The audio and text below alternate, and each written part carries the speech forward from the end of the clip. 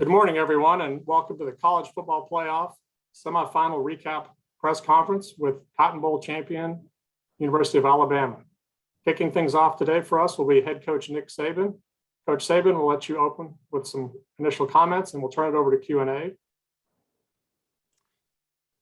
Well, I think it's pretty obvious that you're very, very proud of, our team, all the people who have worked hard throughout the course of the year to create this opportunity for our team. This team has, overcome a lot of adversity and resiliency through the course of the year, and really, really extremely proud of the way they've sort of put themselves in a position to have a chance to, win a championship. It's going to be a tremendous challenge for us to play against, I think one of the best teams or the best team in the country in terms of consistency and performance and how they played all year long. Georgia's got a really good team. They've got great balance on offense, defense, special teams. They've got really good specialists. So this is a really, really good all-around team. And practice preparation is going to be really, really important for us to go out there and be able to execute the way we need to be able to have any chance of success at all. Thank you, Coach. As a reminder to anyone in the room, and if you'd like to ask a question, please use the raise hand function. We will unmute you when you're called upon. Our first question today will come from Tony Tuskayas. Hey, Nick, the word warrior has been thrown around in your program a lot. It's been used as, a way to describe players. Just what does that tagline mean to you when you say it about a player, and how important is that for your team? How important is that label for your team? Well, I think, the warrior mentality just is sort of a great, compliment to the kind of competitor, somebody is. I think it speaks to your intangibles, your effort, your intensity, your toughness, your ability to sustain, and, play with great energy and enthusiasm. So, it's to me the ultimate compliment, to a competitor to be a warrior, war daddy, whatever you want to call them. And that's something that we really try to get our players to buy into, because it does create tremendous value for them when they compete at that kind of level and with that kind of standard. Next, we'll hear from Ralph Russo. Ralph, you're up. Good morning, Nick. I'm wondering how you balance the need to maybe change some things because you're seeing an opponent again, with also, hey, maybe we should just sort of stick with what works here. What are the challenges there when you're facing an opponent for the second time, especially in such a short distance, a short period of time? Right. Well, I think, it sort of speaks to itself in terms of, we're obviously going to evaluate how we did in the last game. They're going to evaluate how they did in the last game. They're going to try to take advantages of things that we did. We're going to try to take advantage of things and correct things that we didn't do well. And I think in that, there are some subtle changes that you need to make so that you put your players in the best chance to be successful. They're always going to see something new and different. So players are going to always have to adapt in the game. I don't think you do everything the same, but I also don't think you can make, a lot of changes that the players are not going to go out and be able to play and execute with confidence. So the changes you need to make, sort of relative to the things that you did well or didn't do, and some of the things that they were able to take advantage of that you need to make sure you make adjustment to. Next up is Pat Forde. Pat? Hi, Nick. I just was wondering how you would characterize Greg Sankey's leadership of the SEC during your time there. I think it's been outstanding. I don't know why you would ask me that question, but it's not certainly my position to judge. But, Greg has done an outstanding job. He's very bright. I think he has the best interest of college football in his heart and mind at all times. And I think he's really worked hard, not only for, the conference, but also for the game. So I've had a tremendous amount of respect for, Greg for a long, long time. Next one from Mark Schlabach. Mark? Hey, Nick, I know you had a couple of injuries on the offensive line. Can you provide an update on those guys and on Owens and Ekior? And also, why was that unit so effective against Georgia in the SEC championship game? Well, I think, first of all, from an injury standpoint, we really don't have a lot of updates. We're practicing today for, the first time. So we'll kind of see how these guys progress during the week. We're hopeful that we'll get, some guys back. But I think if you're going to have any success against any team, especially against a team that has, the number one defense in the country, it probably starts up front. So for our offensive line to play well and be effective, whether it's a run, whether it's a pass, regardless of what the circumstance is, I think most plays are going to start with how well can we do up front against a outstanding, front seven unit who's proven that all year long. So we're always trying to prepare our players to, play extremely well. And, we need to do it in this game. And if we're going to have any kind of success offensively, it'll start up front in this game as well. All right. Next, Michael Casagrande. Michael?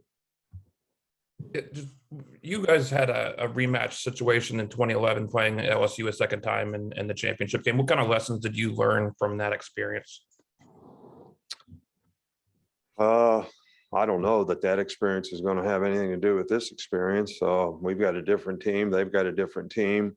They've got a good team. So, I don't know. Our players were focused in the game. Those two games were extremely hard fought, close games in both circumstances. And I would expect, the same, in this game. I think, both teams sort of realize where they are, the opportunity that they've created for themselves, and everybody's going to be really zeroed in on trying to do the best job that they can to, take advantage of it. So I don't know that there's, anything that I can really take from that experience that's going to have any effect or impact on this one. Next up is Dennis Dodd. Dennis? Hey, Nick. How has this team changed since October 9th in the loss to Texas A&M? And if you could speak specifically about the last two games, featuring the pass, I guess, against Georgia and Bryce, and then featuring Brian, the ability then to feature Brian in the last game, the last semifinal. Right. Well, I think that losing a game gave our team an opportunity to mature. We have a really, really young team. We don't have very many seniors that play a significant role. I don't know, 3 or 4 starters on the whole team. So, and I think with young players who had sort of had a lot of success in terms of wins prior to the Texas A&M game, maybe lost respect for winning or what it takes to prepare to win on a consistent basis. I think it made people realize the importance of leadership, setting a good example, holding each other accountable. I think there were a lot of internal lessons that actually helped this team mature and grow.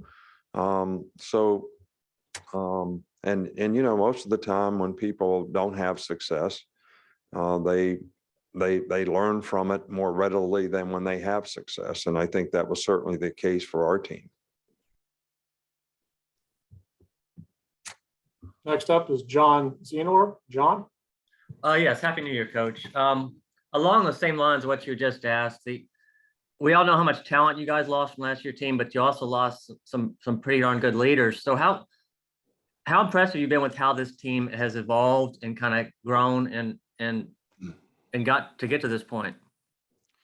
Well, I think that's been a really important factor for us is that, some of the leadership emerged, during the course of the season as young players had more success and felt the need for them to step out and be the leaders because we just don't have a lot of seniors on our team. So, and I think that's been very, very helpful in people setting a good example and people holding each other accountable to be able to prepare the way you need to prepare to, go out and play well against good teams.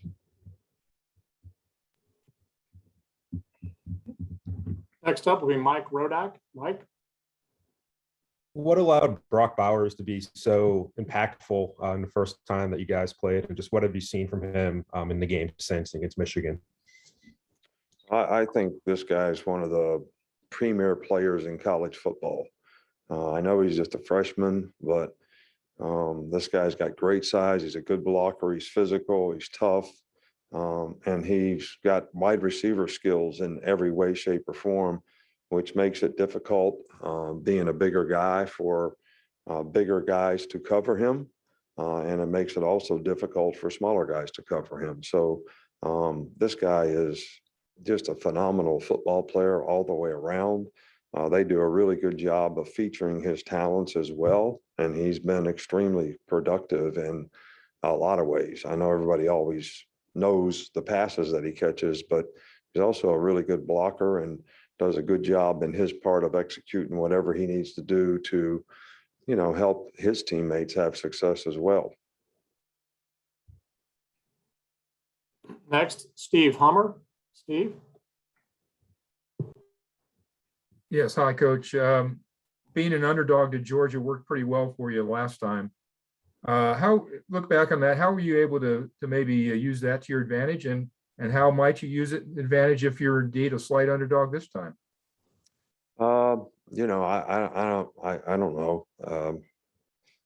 Being an underdog is being an underdog. They have a really good team that's very well respected. We have a tremendous amount of respect for them. And I think, it's important for our players to know what they need to do to be able to continue to have success in the next game, regardless of what happened in the last game, and regardless who was favored and who was underdogs and all that kind of stuff.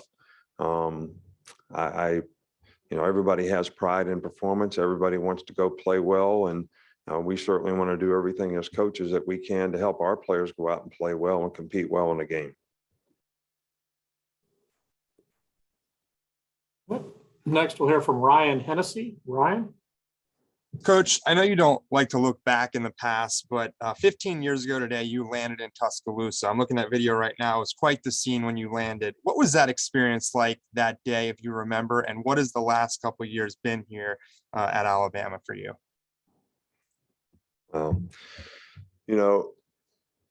I'm 70 years old. So I don't think I have any form of dementia or anything like that. But I can't really remember what happened 15 years ago. I remember coming here. I remember it was great to have the energy and enthusiasm, the excitement that all the people, sort of created. And that's what helped us be successful here, that energy and enthusiasm that people showed, for the program and the support of the program. But other than that, I don't even remember any emotions that I had, 15 years ago. Been a lot of games, a lot of third downs since that time. So it's kind of hard to remember, but it's been a very good experience here. We've got a great sort of organization at the University of Alabama, from the top down to our administration and how they support athletics, to our athletic directors that we've had that have always set the table well for us so that we have an opportunity to be successful in terms of how we support and try to create value for our players personally, academically, and athletically. So, and I think that's been a real key, to the success here is because of, the team that we have. I'm talking about a team of people who try to create a positive atmosphere and environment for players to have a chance to be successful in. All right, and our last question of the day will come from Kirk Bowles. Kirk? Yeah, Nick, I'm curious about the semifinal games were both blowouts. Do you feel like going to an expansion with 12 teams would maybe help that and create more competitive games, or do you think that would diminish the regular season too much? Well, I don't necessarily agree with your assessment of our game. I can't speak to the other game, but it was a really hard fought game for us. I think so. And we have a tremendous amount of respect for the team that we played. I don't know that expanding, if this is the best 4 teams and they played each other, I don't see the logic. And if we had more teams, there would be better games. I don't know how that adds up, but I'm really not in position to answer that. There's a lot of other good teams that, whether it was their consistency and performance or whatever happened to them in championship games or whatever, that may have had the opportunity to get in the playoffs that didn't. But look, I'm not the one that needs to be deciding what the playoff needs to be. There's a lot of good people out there that can make a decision as to what's best for college football. But the more we expand the playoffs, the more we minimize bowl games, the importance of bowl games, which, I said when we went to 4. So I don't think that's changed. And I think it's also come to fruition.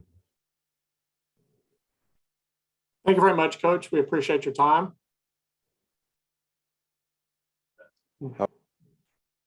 Appreciate you. You bet. Following coach here will be running back Brian Robinson Jr. and linebacker Will Anderson Jr. We'll just, if you'd like to stay on the line, we'll have them up here just in a minute.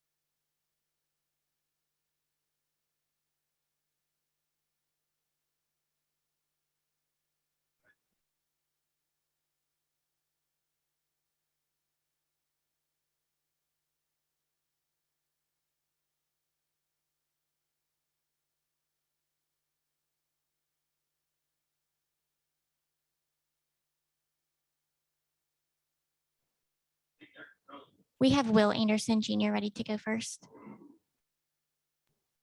All right, we're ready to go whenever he's ready to step up.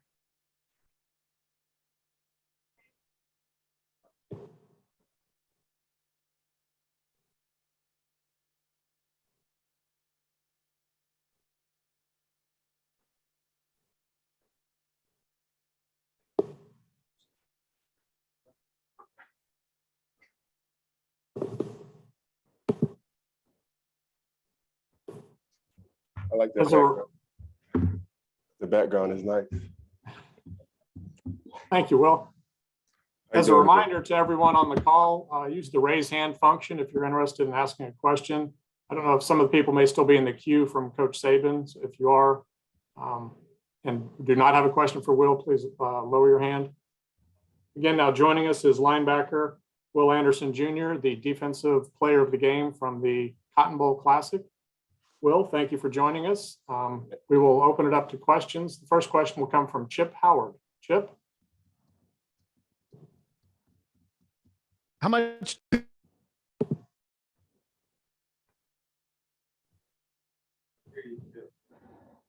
think you got muted there, Chip.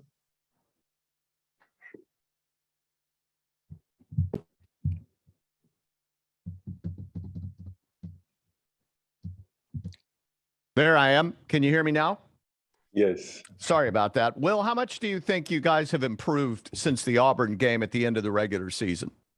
I think we've improved so much. The communication's been good, paying attention to details has been good, everybody on the same page has been good. So, we just want to keep building off of that and keep it rolling to the national championship. Next, we'll hear from Nick Kelly. Nick?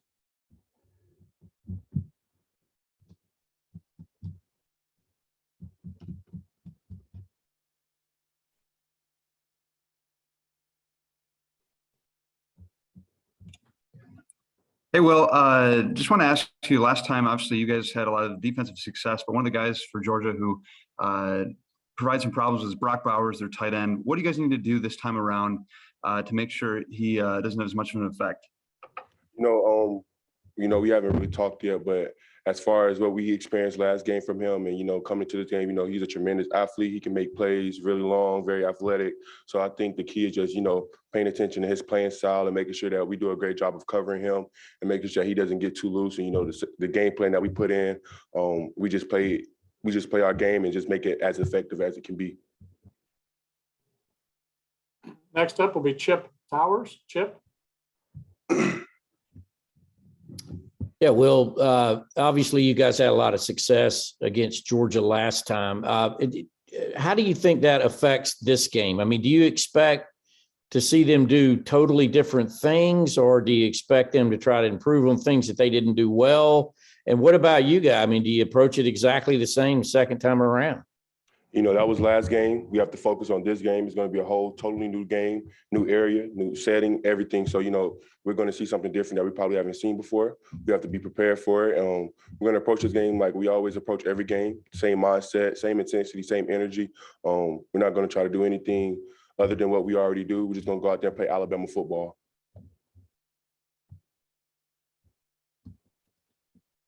Next will be Toppmeyer. Blake?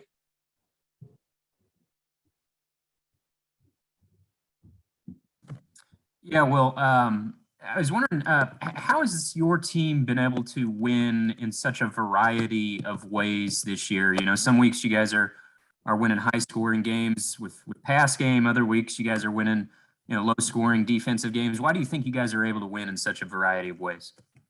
I just think it just depends on the game and how the game is going at the time. I think it's our mental energy, I would say. Because, we're always there physically, we're always there giving energy, but I think it's a mentality that we have. I think sometimes it's mentally for us. We know what type of game and situations we get in, and as the game go on, we know how we have to play the game and how we have to finish the game. So I think it's all about our mental energy and our mental standpoint and how we play. I didn't think that's kind of how I answered that question. Thank you. Charlie Potter, you're up next. Charlie? Yeah, hey, Will. We saw Kyrie Jackson quite a bit in this last game. Just how do you think that he played, and how have you kind of seen him progress over the course of the season? Since Kyrie's got here, he's been very hardworking. He's took it day by day. I'm so proud of Kyrie for stepping up in a big game as he did. He did a tremendous job. He did an excellent job. I'm proud of him.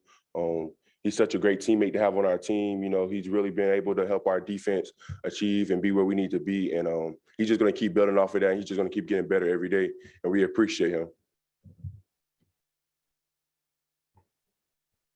Next will be Mark Schlabach. Mark?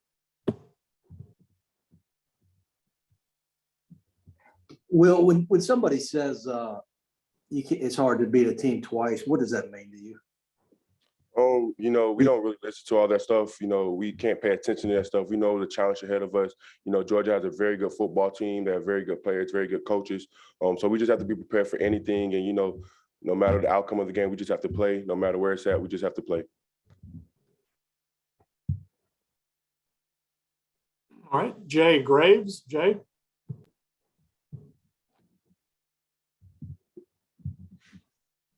Can you hear me, Will?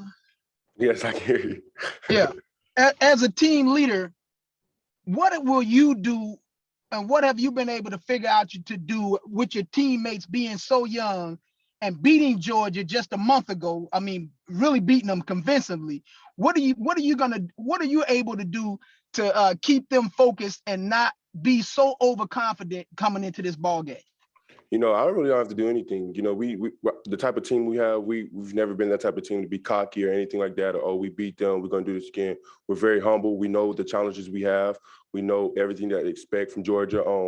We never want to go into a game with a big head. You know what I'm saying? So everybody's been level-headed. We've been good. Everybody's been humble. Everybody's just going to come to practice, ready to practice hard, play hard, pay attention to details, get everybody focused, and get ready for this game. So there's no big head, none of that. We are humble. We're ready to play the game and ready for the challenge. So I think that's where we're at. Next will be Ralph Russo. Ralph? Good afternoon, Will. I'm wondering, when you're being recruited by Alabama, obviously if you're being recruited with a lot of other good players, you're going to win, and I know that's appealing. But how much does the idea of surrounding yourself with lots of other good players, even though it might make it a little tougher to play early, how much of that do you weigh in as just like being surrounded by other good players will make me better no matter what the results are here? For me, I think that's why one of the biggest things of why I came to Alabama, just coming from high school to here, was I wanted to surround myself by people that had the same mindset as me, same competitive nature as me, same standard expectations for me, no matter the outcome of where I was playing or not. I know I was going to be surrounded by great men, great coaches, great people in the facility. And, I think it helps a lot. No matter if you're playing or not, you get a chance to see how people compete. If you come here and you don't know how to compete, you get to see how to compete so it can help you. You get to see how to overcome adversity, because there's been so much adversity at Alabama for people that came adversity here. You get to see so much here, and it really helps you a lot in life. And I think a lot of recruits don't understand that, being in college football, you're going to have some type of adversity. And I mean, when you come to Alabama, you're going to see all types of adversity, and it really helps you with the real life. So I think that's one of the biggest challenges that I took by coming here, being able to compete, go against the best every day, and it's helped me so far. Next up will be AP Stedham. AP. Hey, Will, good morning. Will, you were reaching record level sacks with Alabama, 17.5. You're right behind Derek Thomas's junior year at 18. Have you ever heard anybody speak about Derek? Have you watched his film, or is there someone else that you like to watch, or players that you like to watch to develop your skills? I didn't grow up really an Alabama football fan, so I can't really say anything that I knew of Derek Thomas. I mean, I really didn't grow up watching football like that at all. So I really don't know too much about him, but just to be mentioned with his name and all the success he's had here, and just to be even talked about with his name is really a blessing. But, I really can't dwell on that type of things because we have so much here to do. We have to get a natty, we have to play, practice, everything. So that's kind of where my focus has been at. I'm very appreciative of it. A couple of players I do watch though are Aaron Donald. I really love watching Aaron Donald, the way he uses his hands. He's very violent, very athletic, can get through blocks, can shed blocks really well. So I really like watching his game, even though he's more an interior guy. The way he moves his hands, the way he works his hands, I really try to copy that with my game. Thank you. Next, we'll hear from Heather Dinich. Heather. How much have you been able to see Stetson Bennett in his semifinal on film? And what's your scouting report on how much improvement or the biggest differences that you see in him from when you guys last faced Georgia? To me, he's the leader on that offense. He helps them in tremendous ways. He gets them set up. He gets them lined up right. He really takes over there on the offensive side.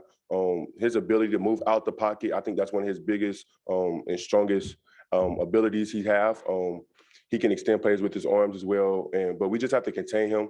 I think that's the biggest part of his game is just his legs and him running all around the field. So we just have to contain him in the pocket and make sure he's not running all over the field on us and stuff like that. So.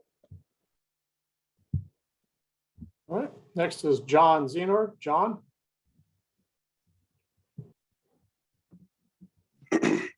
Good morning, Will. I don't know if this started with the Georgia game or maybe some point before that, but has this defense been playing kind of ticked off or a little extra motivated, maybe feeling you weren't getting enough credit, maybe feeling you were getting overlooked or slighted in any way? Most definitely. But I think it all comes back to what I was saying earlier in the past few weeks, stuff like that. All the pieces are starting to kind of fall together. Everybody is starting to play to the standard, play the Alabama standard. Everybody's always focused in on what we have to do. I think everybody on defense knows what we have to do.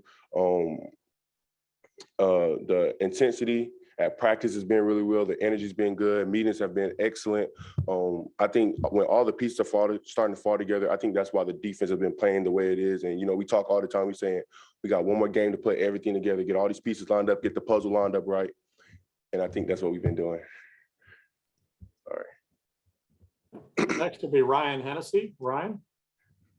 Hey, Will, when you walked up and you kind of turned around and saw that logo, I could tell it means a little bit more to you. A 4th and 7 in the Iron Bowl with your season on the line and you stepping up as a leader. How much does it mean to have that logo behind you at the national championship and wear that sweater with the national championship logo on it?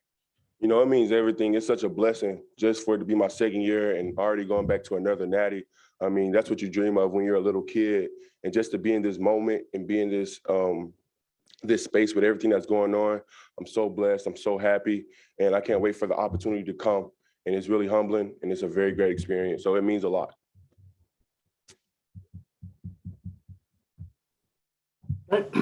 Dennis Dodd. Dennis? Yeah, congratulations, Will. There's a lot of fans, your fans, and neutral observers that thought you should have gotten that invite to New York for the Heisman. I wonder if there was any motivation there or if you thought about it. And speaking about, you touched on it, some of the greats of the past at Alabama. Do any of those recent guys talk to you, some of those great linebackers, maybe in the NFL right now? To me, the biggest thing, I had a conversation with my high school coach, and he was telling me that your body is your engine, and I'm a car. And the only thing you need to get going is that engine. And anything else that comes with it, any accolades, anything else, that's just to make you look nice. So as long as your engine is going in your car, you're fine. So for instance, me getting that Nagurski trophy, that was just a pair of rims on my car.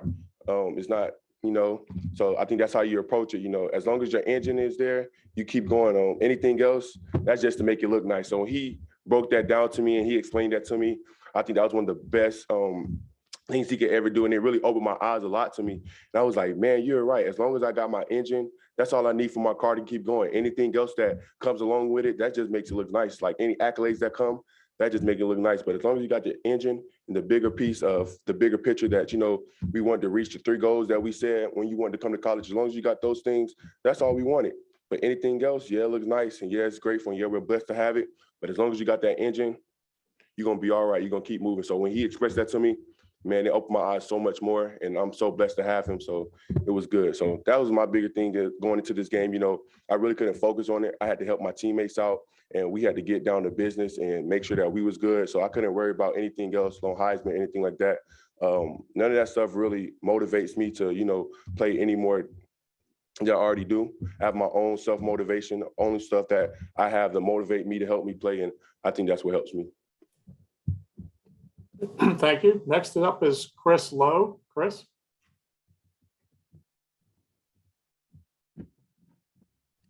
Hey, Will, can you hear me okay? Yes, I can. Hey, I guess when you start looking at a team's success, sometimes flying under the radar a lot of times can be the trainer on that staff. I wonder what Jeff Allen's impact has been on you guys and the way you guys have been able to trust him through what I know has been a tough run with COVID and everything else.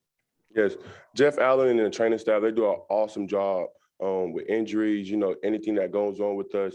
They do a tremendous job helping us get right. There's never any pressure or anything like that. They want to make sure you're good enough to go out there. They want to make sure you're healthy, everything. So, my hat's off to Jeff Allen and his staff. We appreciate them. I'm so blessed to have met them and have them in my life. And I'm pretty sure everybody else in the facility can say the same thing. All the players, coaches, everybody can say the same thing because that's one heck of a staff and they do a great job. Our final question for Will is from Stephen Smith. Stephen?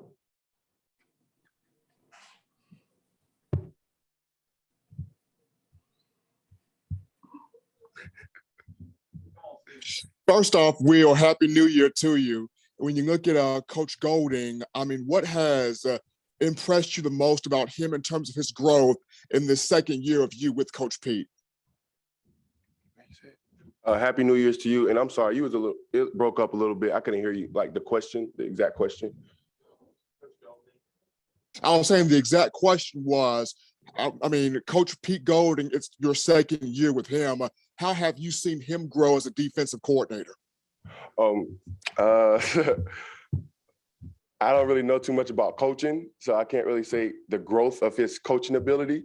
But what I can say is that he has done a tremendous job of getting us in the right plays and helping us be able to make plays and helping the defense limit people from scoring and helping us get lined up right and stuff like that. But as far as coaching, I'm not really a coach, so I can't say anything on his growth. But as far as his coaching ability, I respect it, and I love him coaching us, and he does a great job. Thank you very much, Will. We appreciate the time today.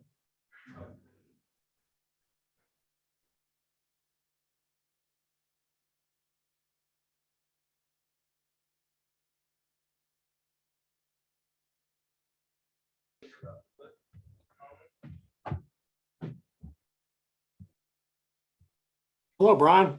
Can you hear us okay? Yeah. Great. Everyone joining us now is running back Brian Robinson Jr., the offensive most valuable player from the Goodyear Cotton Bowl Classic. Our first question will come from Kirk Bowles. Kirk.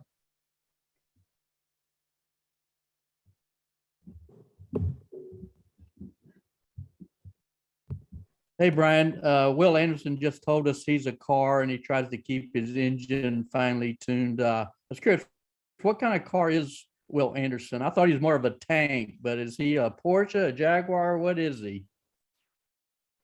What kind of car is Will? Will is more like a dually truck, man. One of those big old mud tire driving trucks.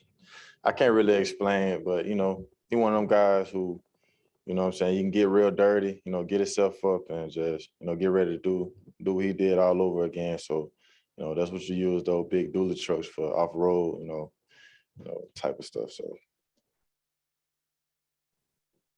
Next, we'll hear from Charlie Potter. Charlie. Hey, Brian. You had a couple of guys in the offensive line step up with the guys being out with injuries. Just how did you think that unit played, and how did you see a guy like J.C. Latham take advantage of the opportunity he got? I mean, you know, there's been the story with our, you know, offensive unit all year, you know, with guys going down and guys having to step up. So, you know, with JC coming in the game and, you know, he did a lot of great things for us, you know, during the game. And, you know, I was just, you know, happy for him. You know, I told him during the game, you know, I was just like, you know, this is your moment, you know, don't turn back, you know, just do everything you got to do to help this team win. And I felt like JC did that in the game.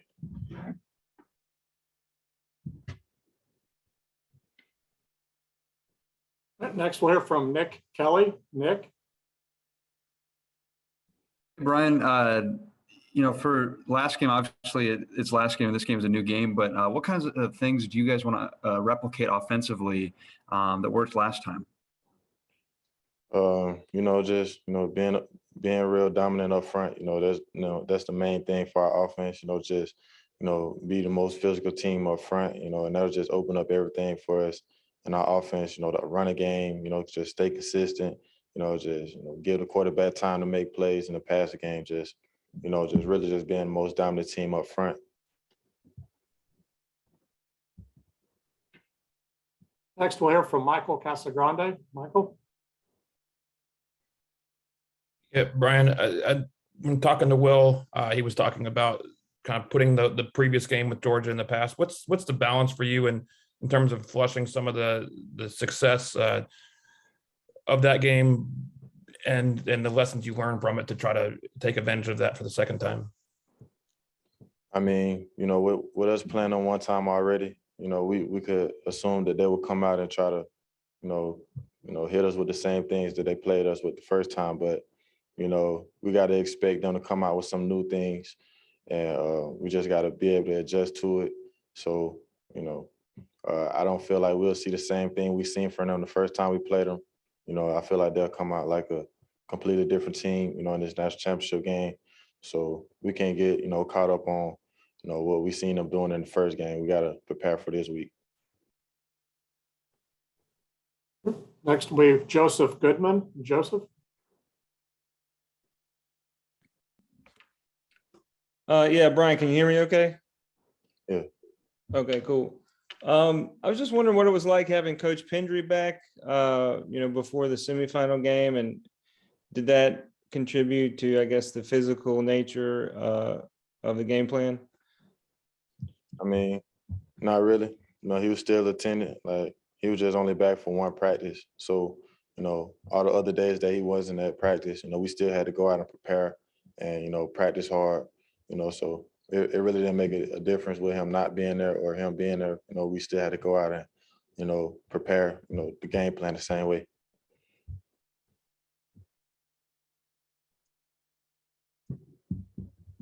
Next will be Chip Howard. Yep.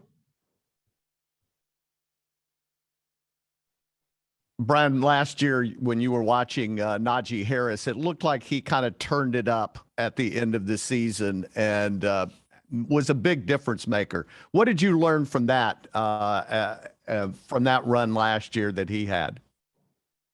I mean, just knowing how critical these games are, it's win or go home, and when it's all on the line, you just got to go out there and just give it your all to make sure you and the team that's got to go home, and as long as you giving everything you got in your power to help this team win, everything else will just fall in place for you. And, that's kind of what I saw Najee do, and I'm trying to kind of pick up where he left off at. Next will be Lynden Blake. Lynden.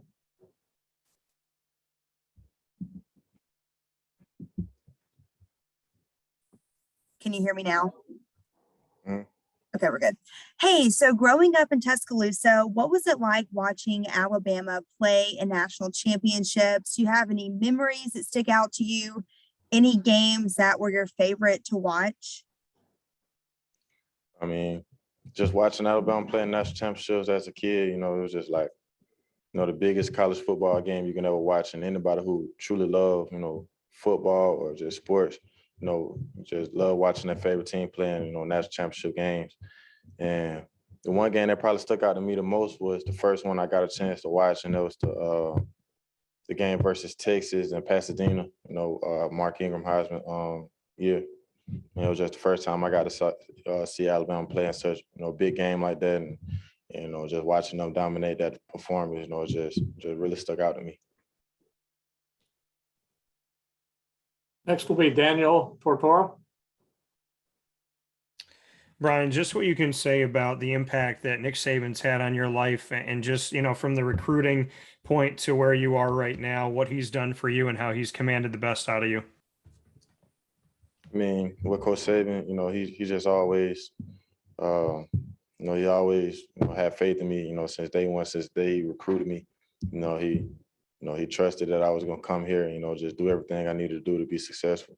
And just since my time here, like I say, he's done all of that. He's done everything in his power to just help me, just continue to grow, on and off the field. And I can say that, he held his word with, everything he said he was going to do for me to help me be successful. Next will be Steve Hummer. Steve. Yes, hi Brian. How surprised are you to know that you guys are still an underdog to a team that you beat fairly handily a month ago, and do you think that might be another little boost for you all? I mean, being an underdog is, it's just one of those normal feelings. Sometimes we always feel like the underdog, even when we, expected to win a game. Just a mindset that our team have, just a mindset that our team live with. Just always having that underdog mindset. So I feel like, we'll be motivated. We'll come out, with the underdog mentality. We'll be ready to play.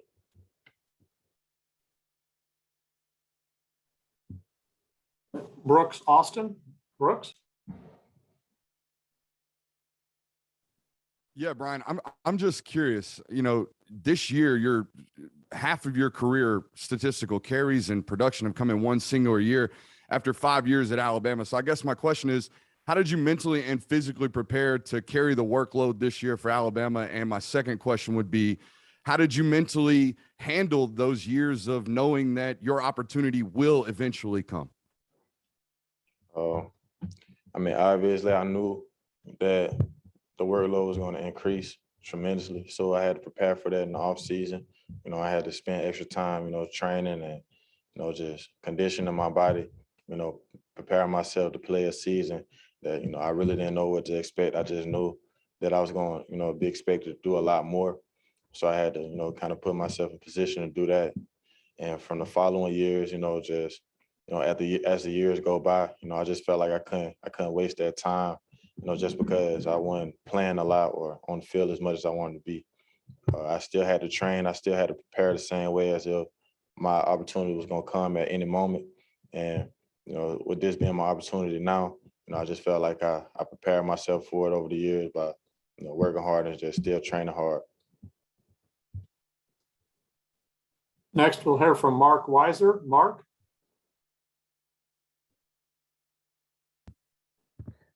Brian, what's the dynamic now of having this rematch without John Mechie available? You know, obviously an important piece of your offense, and what's the challenge for you to run as effectively against Georgia as you did in the semifinals?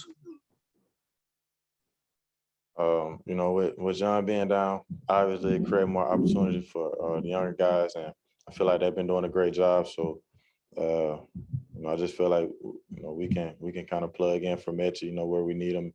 With some young guys we got on the team, and you know, for me, just continue to just protect Bryce, give him time in the pocket, you know, give him time to step up and use his arm to make plays, and you know, just be real firm in protection, continue to be firm in pass protection, you know, which will allow Bryce to get more time, you know, where he can make more plays of his own. Next will be Ralph Russo. Ralph?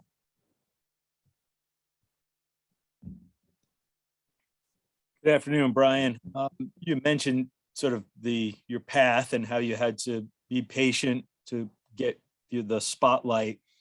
When you talk to recruits, guys coming onto campus for visits and things along those lines, maybe guys who are your friends,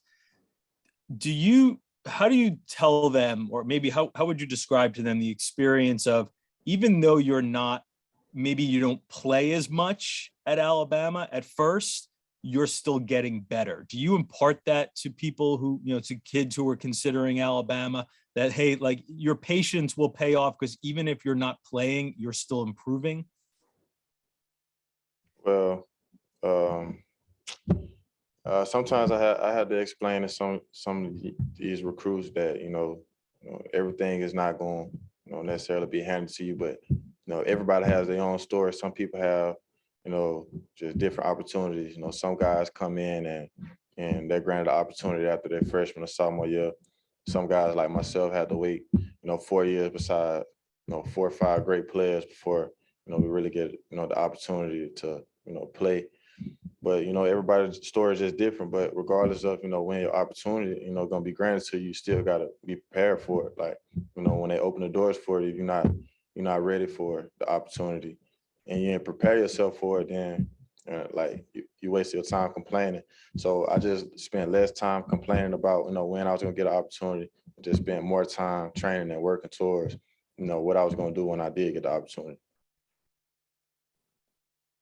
All right, and our final question for Brian comes from Chris Lowe. Chris?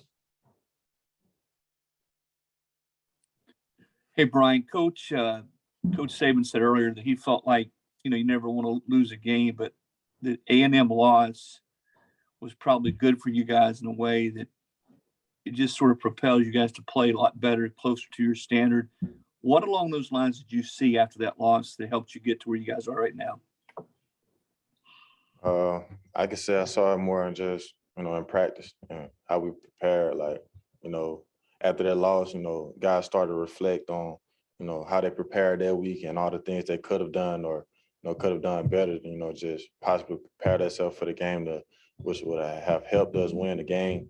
And, you know, guys just had to start preparing better, just working harder and, you know, just spending more time in the film room, just continue to learn and continue to get better, you know, so that we don't, you know, let those same mistakes come up in the next game, you know, that affected us in the game versus A&M. Thank you very much, Brian. We appreciate the time today. As a reminder to everyone, transcripts and video will be available to download at collegepressbox.com, as well as on the CFP media portal later this afternoon. At 1 o'clock Eastern time, we will begin similar media availability with the University of Georgia.